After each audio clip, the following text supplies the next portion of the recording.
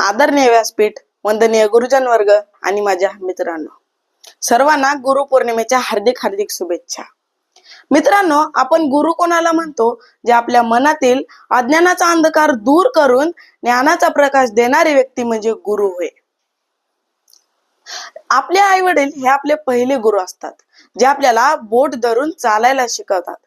त्यानंतर आपले शिक्षक, जे आपल्यावर योग्य संस्कार करतात आणि आपल्याला अक्षरांची ओळख करून देतात आणि जगामध्ये कसे वागावे हेही शिकवतात.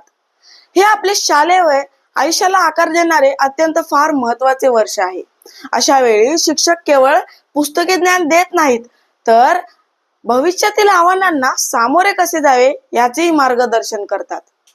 जसा एक कुंभार मातीच्या गोळ्याला आकार देऊन सुंदर मडकं बनवतो ना, तसेच शिक्षक आपल्या कला गुणांना ओळखून आपले व्यक्तिमत्व घडवतात. आजच्या या तंत्रज्ञानाच्या युगात माहितीचे अनेक स्रोत उपलब्ध असले तरी योग्य आणि अयोग्य यांच्यातील फरक फक्त आणि फक्त गुरुच सांगू शकतात. गुरुपौर्णिमा म्हणजे फक्त एक दिवसाची पूजा नव्हे, तर शिक्षकांनी दाखवलेल्या चांगल्या मार्गावर चालण्याची घेतलेली शपथ होय. आज या मंगलदिनी मी माझ्या सर्व आदरणीय गुरुजनांना वंदन करतो आणि कृतज्ञता व्यक्त करतो. त्यांनी दिलेला ज्ञानाचा उपयोग करून आपण एक आदर्श नागरिक बनूया, हाच संकल्प आज आपण करूया.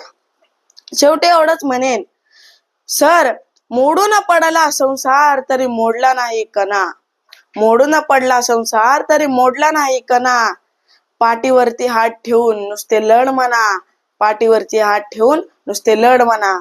जय हिंद, जय भारत.